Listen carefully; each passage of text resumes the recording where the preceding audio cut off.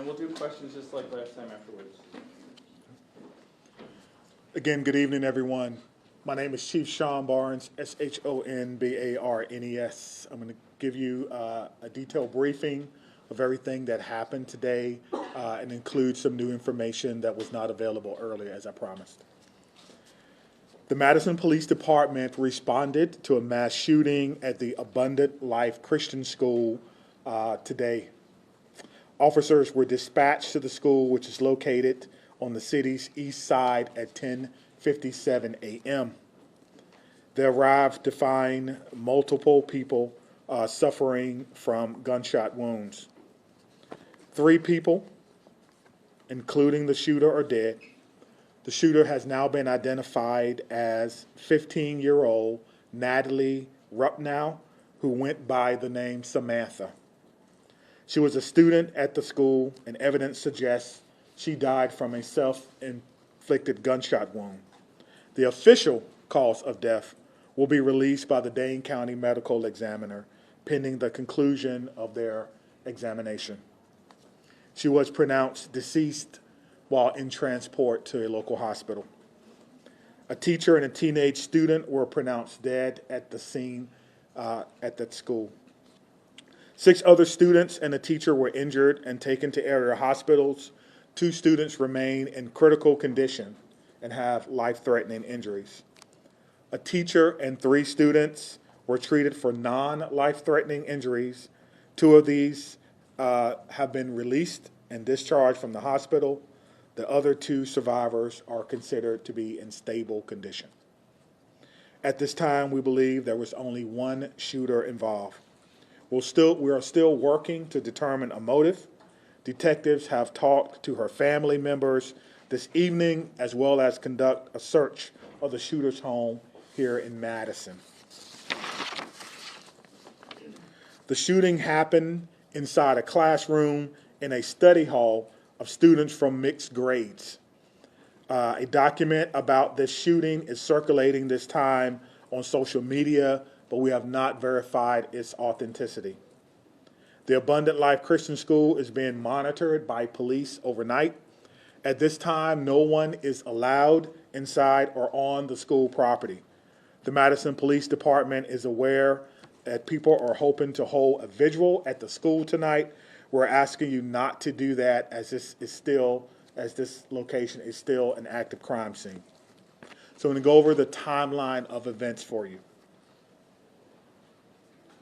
At 10:57 a.m., a second grade student called 911 to report a shooting had occurred at school. Don't let that soak in for a minute. A second grade student called 911 at 10:57 a.m. to report a shooting at school. Officers were dispatched to the school at 10:57. A deputy with the Dane County Sheriff's Office was the first officer to arrive on the scene at 11 a.m. 24 seconds later, the first Madison police officer arrived on the scene at 11:01 and immediately entered the school. Officers bravely entered the building as soon as they arrived, not knowing what they were going to encounter.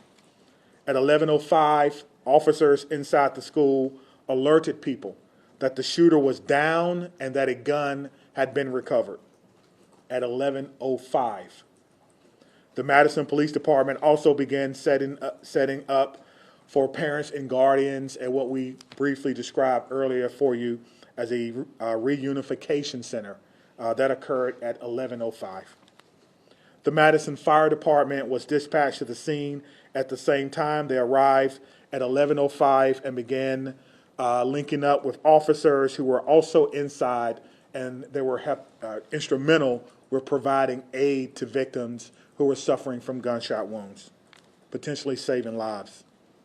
The first public notice about the shooting was posted on the Madison Police Department Incident Report website at 11:13 a.m. Officers began clearing the school building at 11:14, and bomb dogs started to clear the facility at 11:23 a.m. The Madison Fire Department began transporting patients at 11:26. Again, we want to stress that EMS arrived on the scene at 11:05, immediately connecting with officers to enter the scene, not knowing what they were going to experience.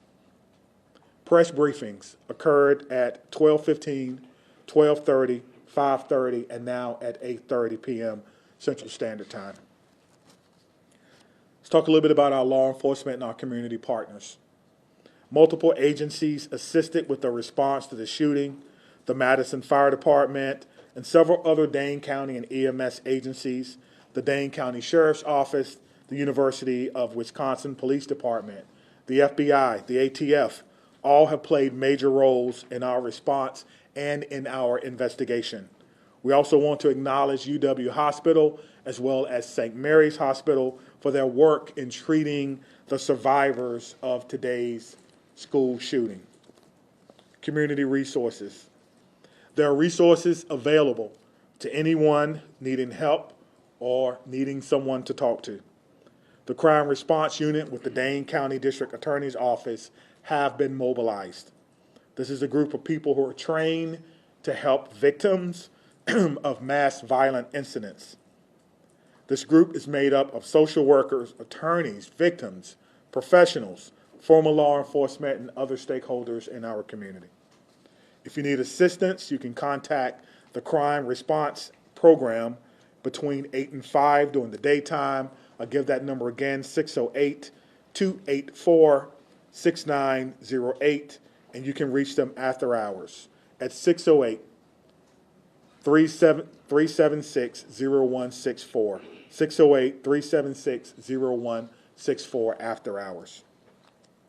The Wisconsin Department of Justice's Office of School Safety and Office of Crime Victim Services are also providing resources during this critical time. Their Critical Incident Response Team program is designed to minimize the psychological impact of a school critical incident and helps to provide long-term mental care long after this is over. And I don't know how we can minimize what has happened today, but we're going to do the best we can to provide services for all of these children and staff. We cannot forget the staff who bravely took care of their students during this harrowing time. We also want to thank employees of the Dane Healthcare, which we spoke about before. Again, the clinic shut down for the day, and employees assisted with our unification process. We've also seen an outpouring of support from various community groups and businesses: Twisted Ground Coffee, Greenbush Bakery, Ian's Pizza, Culver's, Mission Barbecue, Starbucks, Salvation Army, and all who donated food for the Unification Center so our children could get fed and be taken care of while they waited to be unified with their loved ones. So a lot has gone on today. I can tell you that it's not over. I can tell you that our officers and our investigators will have to be told to go home. No one is thinking about going home right now. They're going to still work as long as they can to find as much information as they can. Obviously, we want to have some daylight tomorrow, so the crime scene is locked down at this particular time, but the officers and detectives and investigators continue to work. This has been a rough day for our city. This has been a sad day. This is going to be a day that will be etched in the collective minds and memories of all those from Madison. It's been a long day for you as well. Thank you for covering it, trying to get the information out to the public as early and as often as we can. And with that, we'll take any questions. All right, Laura, do you want to go first? Oh, sure. So there is a Google Doc that is lost that has been circulating on social media. People are saying that is the manifesto of the shooter. Are you able to talk about that at all? Yeah, we haven't been able to verify that it's authentic. We're certainly aware that it's been posted, and the person who posted it alleged to have a connection with the victim. We have not located him yet, so I cannot say whether or not that's something that she was a part of. We have shared that with our partners, with the FBI, and so we're certainly looking into some of the things that were written in that particular document. Madison?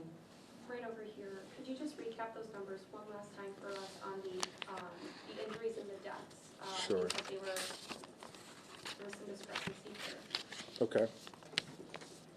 Ready? Yes. All right, 3 people, including the shooter, are dead. Identified the shooter for you.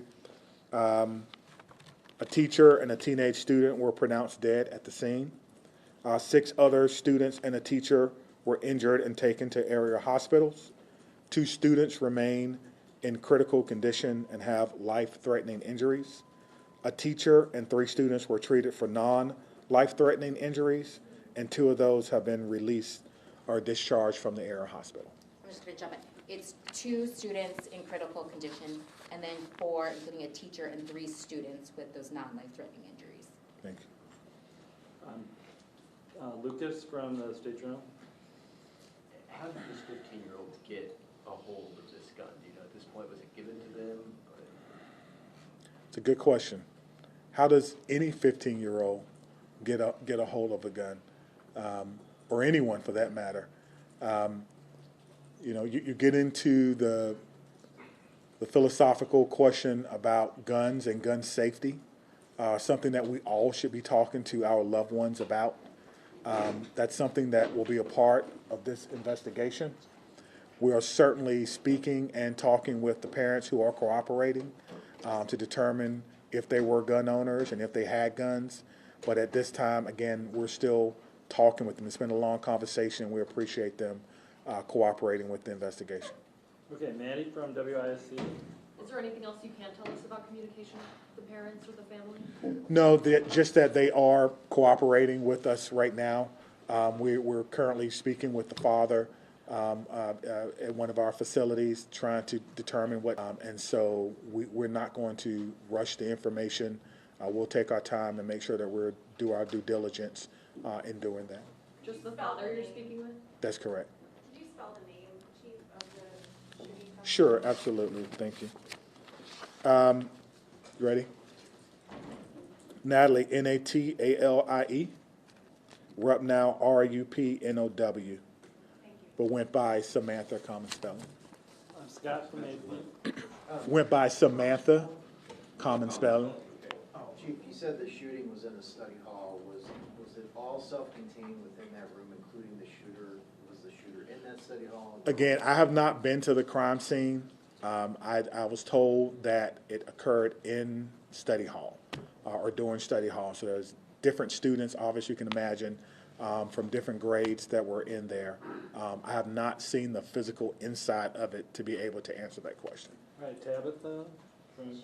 Chief, it's unfortunately notable that a second grader was the one who made that 911 call. Are you able to share with us, you know, that conversation with that second grader and what parents can do as far as talking to their kids about this?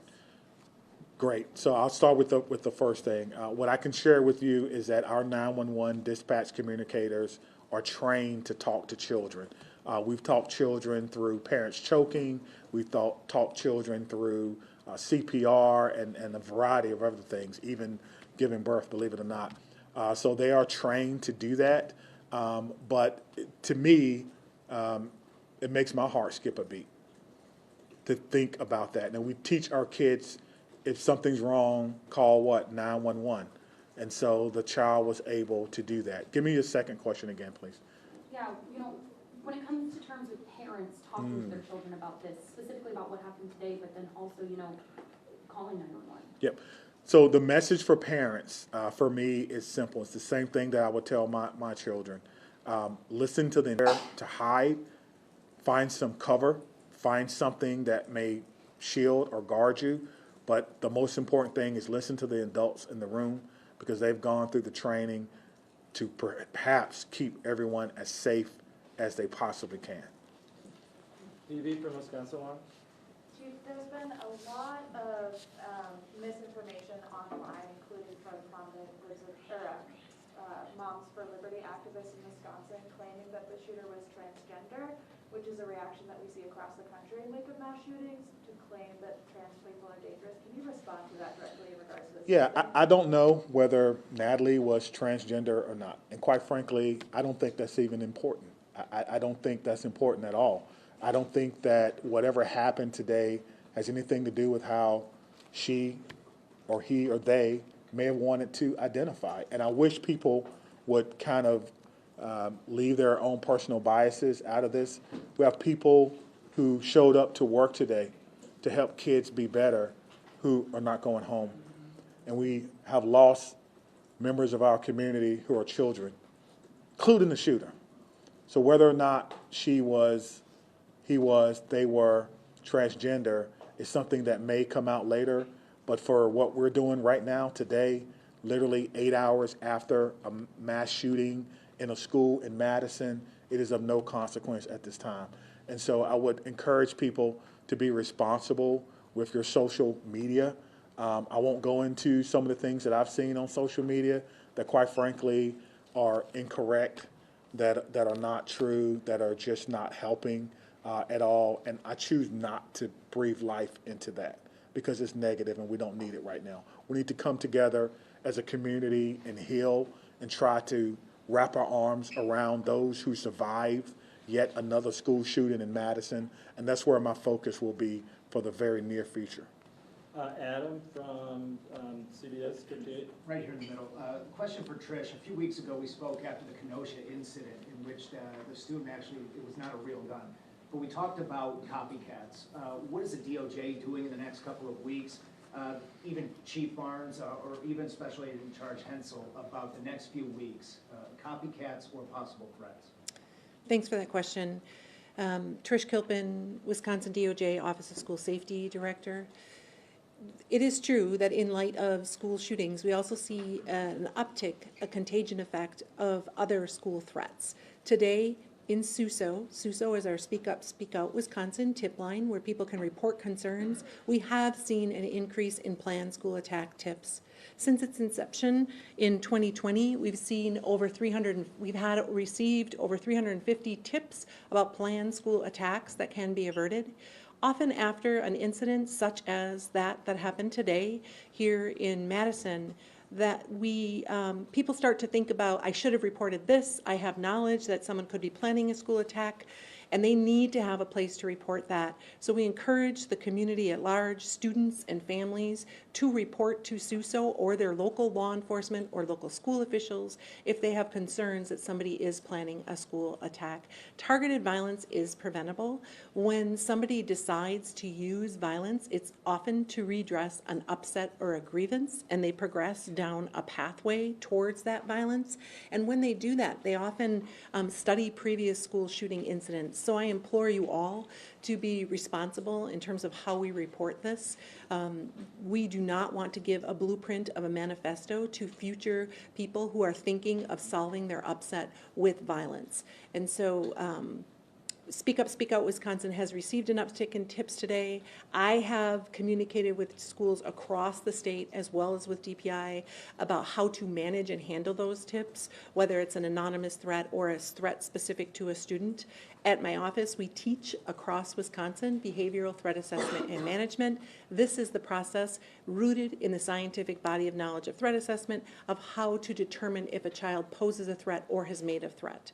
We have trained thousands of people across Wisconsin, and we continue to do so. So we encourage schools to contact us for information on those trainings and on those tools that we have available to all schools, public and private and tribal, to prevent school violence here in Wisconsin, which is our mission.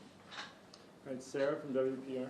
What are the gun policies at the school? Are guns allowed on the school property? For example, are staff at the school allowed to have firearms? No, we don't have any guns on the school grounds. We don't have it posted as a gun-free zone, but school, we don't allow the students even in the elementary, if they're playing out on the playground and they want to make finger guns, we don't allow that. So we talk about guns in the way that we feel is responsible, that they are to be used by those in authority and those who have a need for them, but that we at school have no need for guns. And so no staff as well? Or No.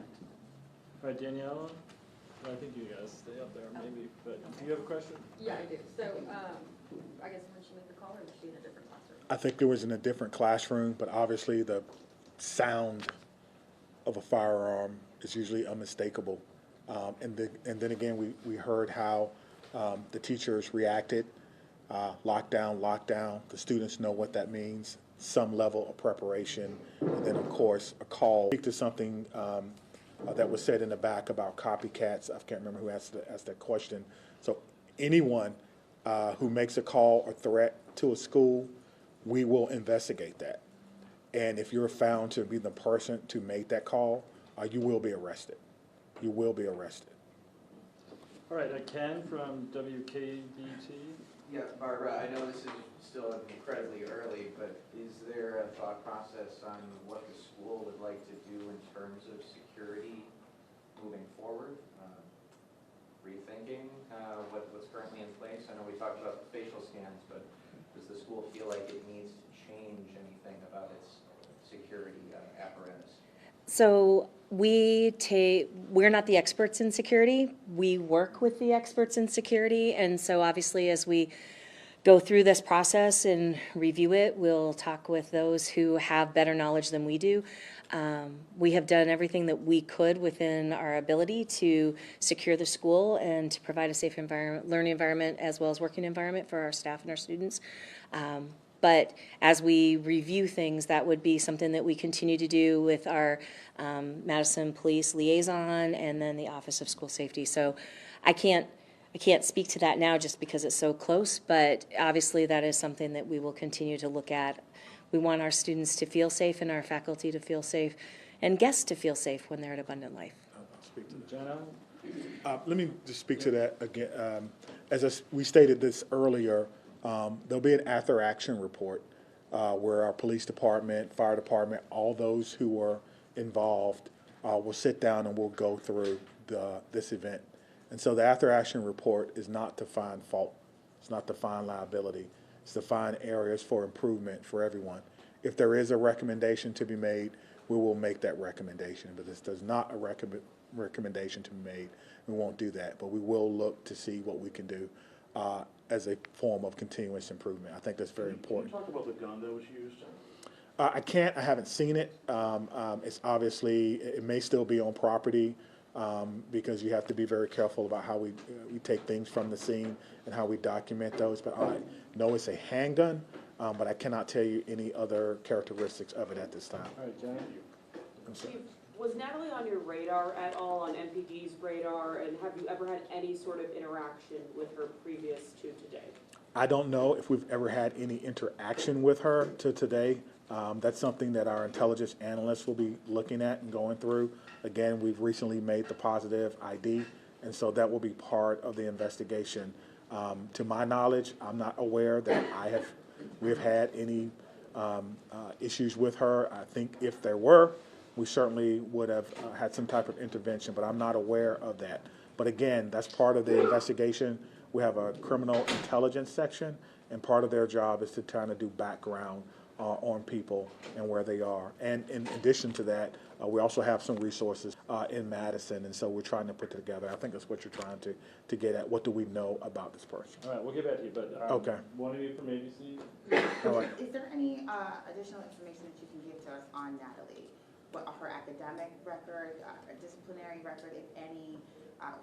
Was she integrated into school? Did she have friends? Is there any color you can share with us on, if there were signs of bullying or anything like that? Yeah, so obviously that may be a question from the school, but I don't think they can answer that right now. She is a child, and so you're asking about, some personal and private things about them that I don't think they would be at liberty to share at this time. But certainly if she has friends, people will say what they think about her, and sharing that. Again, she's still a child, and so some of those information we will not be able to share with you. Okay, Whitney from CNN. We've covered, several cases recently where parents are eventually charged. Are you questioning the parents with the, in mind that there might be potential charges for the parents? No, the parents are fully cooperating.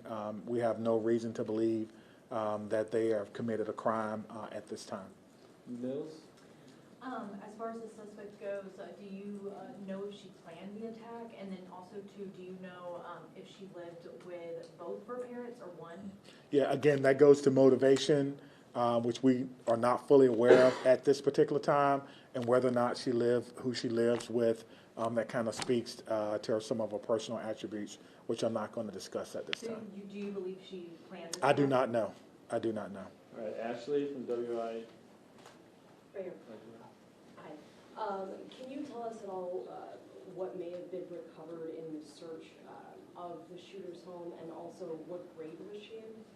I'm not sure what grade she was in, but they're still searching, and so they're still going through evidence in the home, and so we do not have a complete list of the things that were collected from the home. Again, that was done with the consent of the parents. Earlier, we talked about a search warrant. We did not have to execute that search warrant because we had the full cooperation of the parents. Were there any weapons? Again, that would speak to what was collected, and I don't not know what was collected because I believe they're still working to go through that home. All right, Blake. Chief, back here, can you confirm at this point in the investigation if the home on Delaware Boulevard is the suspected shooter's home? Yes. And second part of the question, you talked about your officers running in to that scene. Can you talk about the conversations that you've had with those officers and what is kind of going through their mind mentally right now as they begin to kind of tackle this? Yeah, as they begin to kind of sit with what they were asked to do today. Before any officer can leave today, they have to go through what we call a checkout procedure. They have to go to our command post, they have to check out with a supervisor, and then they have to check out with someone in peer support. So no officer will go home today without having the opportunity to talk to someone who wears the uniform, who's specially trained to do counseling and crisis management. And so that's part of our checkout procedure. How do you lead them through this? You know, we do that through compassion, through leadership, through training, through togetherness, through the support of the community, through understanding that this is a job that is very noble, that is meaningful work, and that my job, our job as leaders, is to make sure that our work is safe and meaningful. It's safe because we have training and tactics that we employ. We did that today. They know exactly what happens during an active shooter. Stop the killing, stop the dying, stop the threat, then treat other people. They all know that, and they all did that today very, very well in cooperation with other law enforcement officers from around the county. And so that was our message that we've been talking about for a very, very long time. We were able to do that today very, very successfully, well, as successfully as we could. And so today, again, tonight, officers will have to sit with that. We have peer support, EAP, a variety of things available for those officers who had to endure that today. So thank you for asking that. All right, Laura, Okay. real quick. 12 hours into the school day, I'm wondering if there were, if anything was reported about, this young woman who did the shooting, if any teachers said anything or any other students. I would not have information about whether or not, and quite frankly, that would not be something that we would be able to release. Chief, any timeline on when you're going to release the age and names of the other two victims involved in this? Yeah, I think we want to make sure that all family members have been notified. That obviously people will start to speculate. We had a question earlier about social media and how powerful that can be, and information that people will put out. But we have a briefing set for tomorrow in our command post at 1 p.m. And so that will be one of the topics of consideration, being able to put out the names of those persons, children, staff member, who lost their life today trying to protect each other and yet another school shooting. So we'll be back here tomorrow at 1 p.m. and we should wrap it up. Okay, that's all I have. Thank you so much. Thank you. Thank you.